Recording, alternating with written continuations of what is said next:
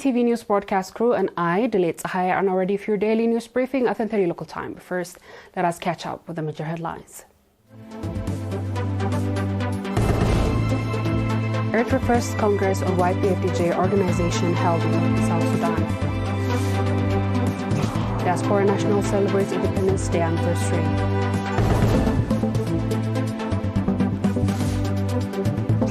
Rapid displacement of Gazans is highly deadly effect. Eurozone cuts interest rate for the first time in 5 years. On our local news, the YPFDJ organization in the Republic of South Sudan held its first Congress in WOW on 1st June under the theme I am EPLF. Speaking at the event, Mr. Johannes Mikael, Eritrea's ambassador to the Republic of South Sudan, called on the youth members, the Fourth Front, to equip themselves with the vision and stance of the EPLF, which has realized the total victory of the country in safeguarding national sovereignty. He emphasized the importance of this vision for a successful implementation of the national development programs. Ambassador Johannes also urged the youth to align themselves with their counterparts inside Eritrea, who are in the forefront in safeguarding the national sovereignty and peace of their people. He concluded by wishing the Congress success.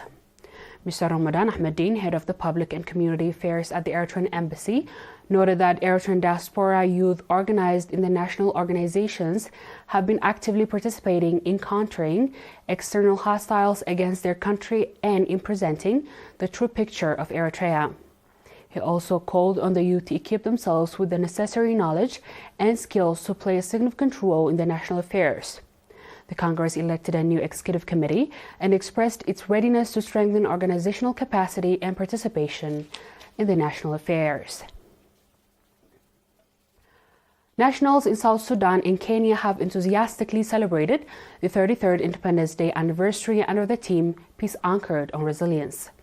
The celebratory event in WOW, Republic of South Sudan, on 2nd June was attended by numbers of nationals as well as various South Sudanese officials and heads of institutions. Speaking at the event, Mr. Johannes Mikael, Eritrea's ambassador to South Sudan, emphasized Eritrea's independence and the national sovereignty were attained through a heavy sacrifice of its sons and daughters. And he called on the nationals to reinforce their participation in the national affairs. Mr. Solomon Kahsai, chairman of the Eritrean community in WOW, expressed the community's readiness to strengthen its organizational capacity and involvement in the national affairs. Additionally, heads of administrations in WOW highlighted the importance of strengthening friendship and cooperation between the two countries. Similarly, nationals in the city of Mombasa, Kenya, colorfully celebrated the 33rd Independence Day anniversary. Mr. Dawit Hagos, acting chairman of the Eritrean community in Mombasa, stated our independence is a gift from our martyrs and called on the nationals to strengthen their resilience and organization to play a significant role in the national affairs.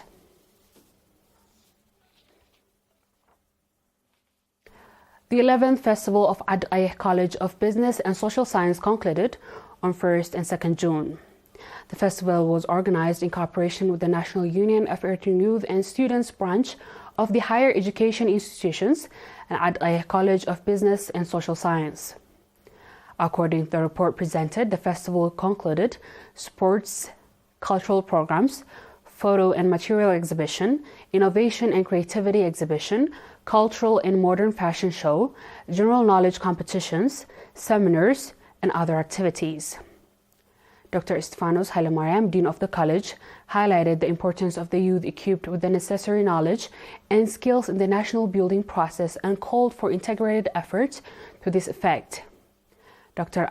Amineh Takhlai, chairman of the coordinating committee of the festival, commended those who contributed to the successful implementation of the program. He noted that beyond competitions and entertainment, the festival significantly contributes to strengthening unity, developing knowledge and creativity, and preserving national values. Ms. Mansoura Ismail, head of the National Union of Eritrean Youth and Students branch in the Higher Education Institutions and Sawa National Service Center, explained the role and responsibility of youth in the nation-building process, and awards were handed out to winners of various competitions.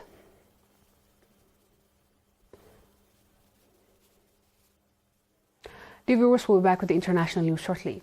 Stay tuned.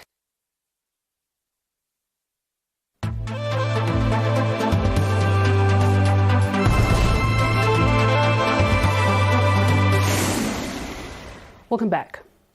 More than 1 million Palestinians, almost half of the total population of Gaza, have been displaced from the south of the territory over the past months, sharply worsening the already terrible humanitarian situation, according to the UN. The Israeli military began a ground operation in the southern city of Rafah on 6 May following 7 months of war, which saw many Palestinians flee to Rafah to escape fighting and bombardment elsewhere. Israel says taking control of Rafah and eliminating the Hamas battalions there is crucial to achieving its war aims. It holds Palestinians in Rafah to move to sandy coastal areas of the other cities, Khan Yunis, which is largely in the ruin. Now the UN is warning the movement of such a large number of people in such a short time frame alongside a sharp fall in aid deliveries is having a deadly consequences. On our last news, the EU has become a second major global economy to cut its lending rate this week, saying it had made progress in tackling inflation. The European Central Bank announced a cut in its main interest rate from all-time high of 4% to 0.75%. That follows Canada's decision on Wednesday to cut its official lending rate.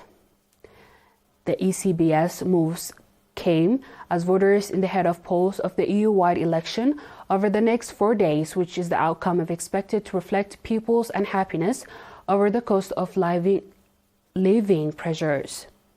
The ECB would keep interest rate policies sufficiently restrictive for as long as necessary to bring inflation down to the bank's 2% target, she said. However, she added, "We are not pre-committing to the particular rate of path." Dear viewers, we've come to the end of tonight's news. Let's have a quick recap of the headlines.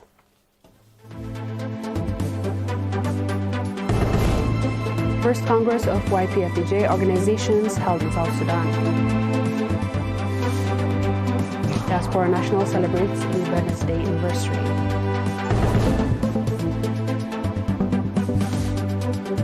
Rapid displacement of Gazans is having a deadly effect.